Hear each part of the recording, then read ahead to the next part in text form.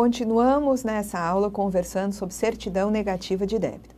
O artigo 263, ele nos diz que a prática de ato com inobservância da exigência da certidão ou seu registro acarretará a responsabilidade solidária dos contratantes e do oficial que lavrar ou registrar o instrumento, sendo nulo o ato para todos os efeitos. Então, vamos dizer que num cartório de registro de imóveis tenha sido efetuada a averbação de uma obra de construção civil sem a exigência da certidão negativa, tá?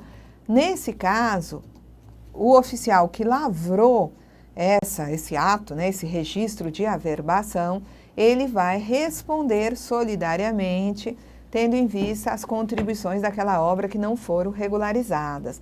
E esse ato, sem a apresentação da certidão, ele vai ser considerado nulo para todos os efeitos, ok? O servidor, o serventuário da justiça, o titular de serventia extrajudicial e a autoridade ou órgão que infringirem o disposto no artigo 257 vão incorrer em multa aplicada na forma, né, do título 2 do livro 5, sem prejuízo das responsabilidades administrativas e penal cabíveis. Então, vejam, a multa, tendo em vista, né, a não apresentação de certidão, ela está na casa dos R$17 mil. Eu não coloquei aqui, tá? Mas a gente já viu na outra aula, que é uma multa que pode variar de 17 mil, valor mínimo, a 170 mil, conforme ocorram reincidências, tá? Conforme ocorram agravantes. A multa vai aumentando. Vejam vocês que essa multa é por ocorrência. Cada averbação que foi efetivada sem a exigência da certidão, vai se ter aplicação de multa no valor de 17 mil para cada uma delas, tá? Então, isso acarreta a responsabilidade solidária de quem registrou aquela averbação e também, tá, a aplicação vai ser autuado, tá, o responsável pessoalmente, e vai se aplicar essa multa de R$17 mil nesse auto de infração. Também no caso de contratos, a gente viu que no caso de instituição financeira, liberar crédito, por exemplo, a um cliente do FAT sem exigir a certidão, a multa vai ser de R$251 mil, tá? E o ato é nulo para todos os efeitos. Nós vamos ter situações onde se exige, tá, a prova de inexistência de débito para municípios, Estado e Distrito Federal. O artigo 56 da Lei 8.212, ele nos diz que a inexistência de débitos em relação às contribuições devidas ao INSS, que são as contribuições previdenciárias, a partir da publicação da Lei 8.212, é condição necessária para que estados, Distrito Federal e municípios possam receber transferências de recursos do Fundo de Participação dos Estados e do Distrito Federal, do FPE, e do Fundo de Participação dos Municípios, do FPM, bem como, tá, também para eles, né, celebrarem acordos, contratos, convênios ou ajustes, receber empréstimos, financiamentos, avais e subvenções em geral de órgão ou entidade da administração direta e indireta da União. Então, recursos do FPM, do FPE, tá? Celebração de acordos, convênios, contratos, ajustes, empréstimos, financiamentos, avais e subvenções, né, vindos os recursos do governo federal, tudo isso exige a inexistência de débitos. Então, ele tem que estar com a certidão em dia, provar a inexistência de débitos para poder receber esses recursos. Lembrando que independe, né, da certidão quando se tratar de recursos para a saúde, para, né, assistência, também em caso de calamidade pública. Então, né, educação, saúde, assistência e calamidade pública, os recursos podem vir independentemente de certidão. Então, o recurso do Fundo de Participação dos Estados e os do Fundo de Participação dos Municípios não transferidos, porque aquele município, aquele estado não conseguiu provar a inexistência de débitos, vão ser utilizados, né, podem ser utilizados para quitação total ou parcial de débitos relativos às contribuições previdenciárias a pedido do representante legal do Estado, Distrito Federal ou municípios. Então, o representante do município pode solicitar que se utilize parcela do FPM, que se aplique uma parte do FPM para quitar débitos previdenciários, tá? Tanto, né, quitação total como quitação parcial. Vamos lá. Bom, então aqui são quais são as contribuições que podem ser quitadas, tá? A e C do parágrafo único do artigo 11. Então, são as contribuições das empresas sobre a remuneração paga ou creditada assegurados a seu serviço e as contribuições dos trabalhadores retidas, que devem ser retidas pelo órgão público, né? Essas contribuições podem ser quitadas a pedido do representante da Prefeitura do Estado para que se utilize recurso do FPM ou do FPE para esse fim. Bom, aqui o artigo 57 é um artigo, né, que está obsoleto, tá?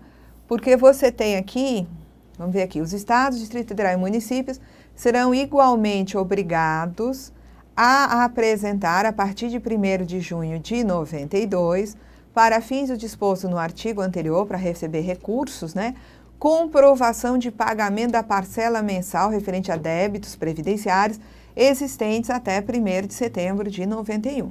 Então, eu digo que está obsoleto porque nós já estamos em 2013. Então, não se preocupem com o artigo, né, 57. O artigo 264 do regulamento repete o que nós acabamos de ver aqui no artigo 56 da Lei 8.212. Tá? Então, o artigo 264 diz que a inexistência de débito em relação às contribuições previdenciárias é condição necessária para que Estado, Distrito Federal e municípios possam receber as transferências do FPE, do FPM, celebrar acordo, contrato, convênio ou ajuste, bem como receber empréstimo, financiamento, aval ou subvenção em geral, tá, de órgão ou entidade da administração direta e indireta da União, tá? Agora, lembrar que independe de CND, conforme nós já dissemos, o recebimento pelos municípios de transferência de recursos destinados às ações de assistência social, educação, saúde em caso de calamidade pública. Para receber o recurso do FPE e do FPM e para, né, celebrar acordos, convênios, contratos, tá? Estados, Distrito Federal e os municípios deverão apresentar aos órgãos ou entidades responsáveis pela liberação dos fundos, celebração de acordo, contratos, convênios ou ajustes, concessão de empréstimo, financiamento, avais ou subvenções em gerais, os comprovantes de recolhimento de suas contribuições, hoje, né, contribuições que vão ser arrecadadas pela Receita, referentes aos 3 meses imediatamente anteriores ao mês previsto para a efetivação daquele contrato. Estados, Distrito Federal e municípios vão ser também obrigados a apresentar comprovação de pagamento de parcela referente a débitos com o INSS que tenham sido parcelados. Então, eles apresentam a comprovação dos 3 últimos recolhimentos e, se tem parcelamento de dívida, Estados, Distrito Federal e municípios vão ter que provar para o seu contratante que o parcelamento está em dia também, tá? Existe na legislação a previsão da certidão positiva de débito. Então, quem tiver curiosidade de examinar na Instrução Normativa número 971, nós temos que a certidão positiva ela vai ser expedida mediante solicitação do sujeito passivo, se constatadas situações impeditivas à emissão da certidão negativa ou da certidão positiva com efeitos de negativo e não regularizadas no prazo. Às vezes, o que acontece é que o indivíduo, ele quer, por exemplo, vender a empresa, ele quer fazer algum tipo de cisão ou de transformação, ou de incorporação, e a outra empresa envolvida na negociação, ela quer ter ideia dos débitos, quais são os débitos existentes, tá? Às vezes também a justiça pede, né, os débitos em nome daquele contribuinte, que o contribuinte ele quer oferecer parte da sua receita ou faturamento, ele quer penhorar bens, ele quer garantir uma dívida de alguma forma e a Justiça quer ter a dimensão de quanto é a dívida com a Previdência, quanto que é a dívida tributária e daí o contribuinte se dirige à Receita para pedir a certidão positiva de débito. Nós vamos agora examinar o que temos na Lei Complementar número 123, que envolve CND de microempresas e empresas de pequeno porte. O primeiro artigo que eu entendi relevante, porque existe uma CND que é emitida com finalidade de baixa, tá? Então, uma CND para baixa da empresa, que é aquela CND, né, para extinção, né, ou baixa de empresa, no caso das microempresas e empresas de pequeno porte, existe aqui uma particularidade. Então, vamos examinar o que nos traz o artigo 9º. Primeiramente, ele confirma o que nós já vimos na Lei 8.212, no regulamento, de que registro de atos constitutivos, alterações e extinções referentes a empresários e pessoas jurídicas em qualquer órgão envolvido no registro empresarial e na abertura da empresa nos 3 âmbitos do governo, federal, estadual e municipal, ocorrerá independentemente da regularidade de obrigações tributárias, previdenciárias ou trabalhistas, principais ou acessórias. Então, registro de ato constitutivo, alterações de contrato, de estatuto, de registro de firma e extinções baixas, elas poderão ser feitas em qualquer esfera do governo, independentemente da regularidade das obrigações tributárias, previdenciárias ou trabalhistas, sejam essas obrigações principais ou acessórias. Tanto obrigações do empresário, como da sociedade, dos sócios, dos administradores ou de empresas de que participem. Agora, isso daqui não prejudica a configuração da responsabilidade do empresário, sócio ou administradores por tais obrigações apuradas antes ou após o ato de extinção. Então, uma microempresa pode baixar, mesmo tendo dívida com a Previdência, mas essa responsabilidade vai passar a ser do empresário, do sócio ou do administrador por essa dívida, tá? Então, ela pode, independente de apresentar prova de regularidade das obrigações previdenciárias, ela pode providenciar a sua baixa, tá? O arquivamento nos órgãos de registro dos atos constitutivos de empresários, sociedades empresárias e demais equiparados que se enquadrarem como micro ou empresa de pequeno porte, bem como o arquivamento de suas alterações, tá? Nesses casos, são dispensadas das seguintes exigências as microempresas e empresas de pequeno porte, tá? Não precisa apresentar, né, a certidão de inexistência de condenação criminal e não precisa apresentar a prova de quitação, regularidade ou inexistência de débito referente a tributo ou contribuição de qualquer natureza. Então, a microempresa que ela for da baixa, tá? Nós já vimos que o débito, né, ainda que exista uma obrigação descumprida, que exista um débito, o que acontece é que a responsabilidade por esse débito passa a ser do sócio, empresário ou administrador. Aqui ele trata, né, de arquivamento nos órgãos de registro de atos constitutivos, né, de microempresas e empresas de pequeno porte, independem da prova de inexistência de débito. Então, se uma microempresa vai fazer uma alteração contratual, tá? Vai constituir uma empresa, vai alterar o contrato na junta comercial, a junta não vai exigir dessa microempresa a apresentação da certidão negativa de débito.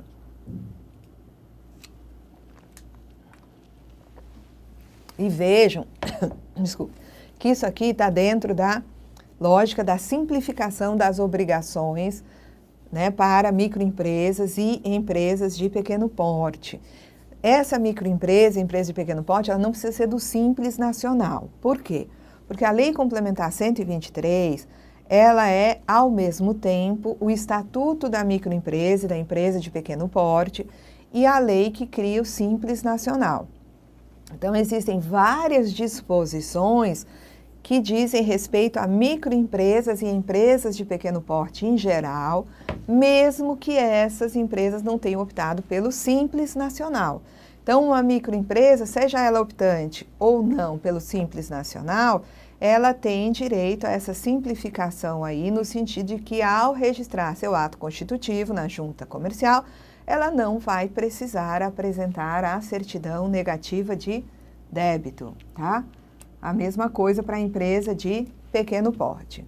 Então, não se aplica às microempresas e às empresas de pequeno porte o disposto no parágrafo 2º do artigo 1º da Lei 8.906 de 94, tá? Então, essa lei diz o seguinte, que os atos e contratos constitutivos de pessoas jurídicas, sob pena de nulidade, só podem ser admitidos a registro nos órgãos competentes quando visados por advogados. Então, é outra coisa, não é certidão, mas está aqui no mesmo artigo eu trouxe, tá? Então, uma microempresa, quando ela vai registrar um ato, quando ela vai, né, aqui, não precisa de advogado, não precisa que esse ato seja visado por advogado, tá? No caso de existência de obrigações tributárias, previdenciárias ou trabalhistas, o titular, sócio administrador da microempresa e da empresa de pequeno porte, que se encontre sem movimento há mais de 12 meses, poderá solicitar a baixa nos registros de órgãos públicos federais, estaduais e municipais, independentemente do pagamento de débitos tributários, taxas ou multas devidas pelo atraso na entrega das respectivas declarações nesses períodos, observando-se os parágrafos 4º e 5º. A baixa não impede que, posteriormente, sejam lançados ou cobrados impostos, contribuições e respectivas penalidades decorrentes da simples falta de recolhimento ou da prática comprovada e apurada em processo administrativo ou judicial de outras irregularidades praticadas pelos empresários, pelas microempresas, pelas empresas de pequeno porte ou por seus titulares, sócios ou administradores. Então, o fato da empresa ter dado baixa não impede, tá, que posteriormente sejam lançadas as contribuições previdenciárias ou que seja sejam adotadas as medidas cabíveis quando se verifica prática comprovada de irregularidades. Essa prática tem que ser apurada em processo administrativo ou judicial. A solicitação de baixa importa a responsabilidade solidária dos titulares, sócios e administradores no período de ocorrência dos respectivos fatos geradores. Então, aqui temos outro caso de responsabilidade solidária, tendo em vista as contribuições previdenciárias. Opa, vamos lá. Os órgãos referidos no caput, né, nas esferas federal, estadual, municipal, terão o prazo de 60 dias para efetivar a baixa nos respectivos cadastros. Ultrapassado esse prazo de 60 dias sem manifestação do órgão competente, presumir-se-á a baixa dos registros. Então, o prazo é de 60 dias para efetivar a baixa, no caso da empresa que está há mais de 12 meses, né, sem movimento aí. Vamos lá. Bom, excetuado o disposto nesse parágrafo que nós examinamos, na baixa da microempresa ou empresa de pequeno porte, aplicar-se-ão as regras de responsabilidade previstas para as demais pessoas jurídicas, tá? Então, excetuado o caso de baixa de empresa que está há mais de 12 meses sem movimento, você vai usar os mesmos dispositivos quanto à responsabilidade que se aplica às empresas em geral. Considera-se sem movimento a microempresa ou empresa de pequeno porte que não apresente mutação patrimonial e atividade operacional durante todo o ano calendário. No caso de existência de obrigações tributárias, previdenciárias ou trabalhistas principais ou acessórias, o microempreendedor pode a qualquer momento solicitar baixa nos registros, independentemente do pagamento de débitos tributários, taxas ou multas devidas pelo atraso na entrega das declarações.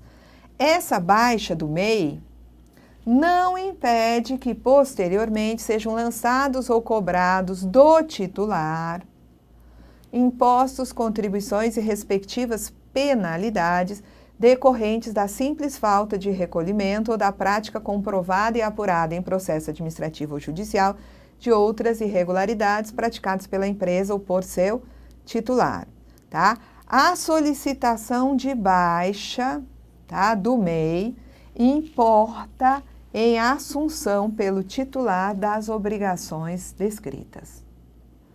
Bom, aí o 42 da Lei Complementar 123, tá, diz que nas licitações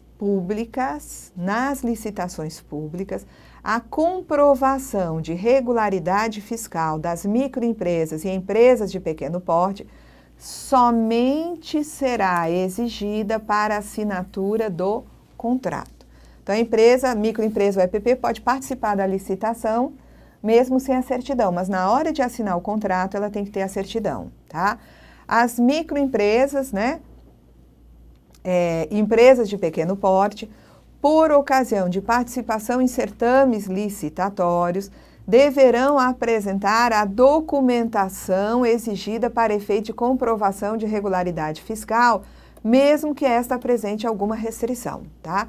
Então, uma empresa não tirou a certidão porque tinha, né, uma divergência que faltava pagar, ela até pagou, mas assim, não conseguiu tirar a certidão porque não foi tentar tirar na internet, não tinha o pagamento ainda, né, ali registrado. Aí ela chega lá no contratante com o relatório de restrições, olha, faltava eu pagar R$400 essa divergência de GFIP no mês de junho. Eu paguei, está aqui a guia desses R$400. Só que a certidão não saiu porque esse pagamento ainda não sensibilizou o sistema, então ainda consta lá como se eu tivesse débito. Mas esse pagamento vai entrar e de imediato eu vou conseguir a minha certidão para poder assinar o contrato. Ela participa, não tem problema, tá? Então vamos lá.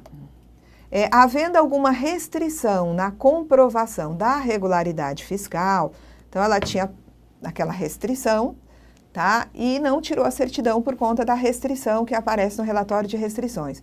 Será assegurado o prazo de 2 dias úteis, cujo termo inicial corresponderá ao momento em que o proponente for declarado vencedor do certame, prorrogáveis por igual período, por mais 2 dias, a critério da administração pública, para regularização da documentação, pagamento ou parcelamento do débito e emissão de eventuais certidões negativas ou positivas com efeito de negativa. Então, saiu o relatório de restrição, faltava pagar R$100 naquele mês, tá? E aí a certidão não é emitida naquele dia por conta da restrição, a pessoa leva o relatório de restrições, meu único problema com a Receita para emitir certidão é esse valor de R$100.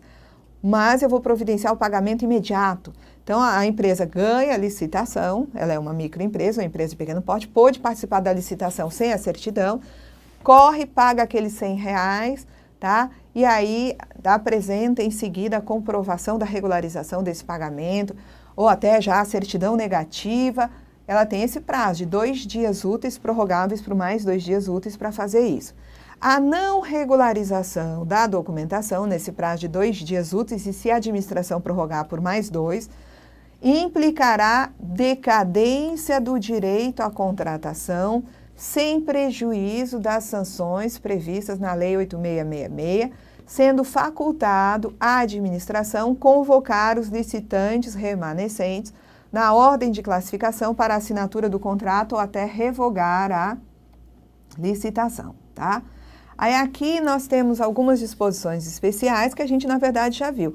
Fica dispensada a guarda da certidão cuja autenticidade tenha sido confirmada via internet ou mediante ofício da Receita Federal, bastando que constem o número e a data de sua emissão no instrumento público ou privado. A certidão negativa ou a positiva com efeito negativa sempre será expedida nos termos em que tenha sido requerida e por disposição expressa no parágrafo único do artigo 205 do CTN, será fornecida dentro de 10 dias da data de entrada do pedido. Caso haja restrições para a emissão da certidão requerida, O prazo de 10 dias será contado a partir da data da regularização dos fatos impeditivos apontados no relatório de restrição, tá? E aqui nós encerramos, foi a nossa última aula sobre certidão negativa. Na próxima aula vamos falar de reclamatória trabalhista. Até lá!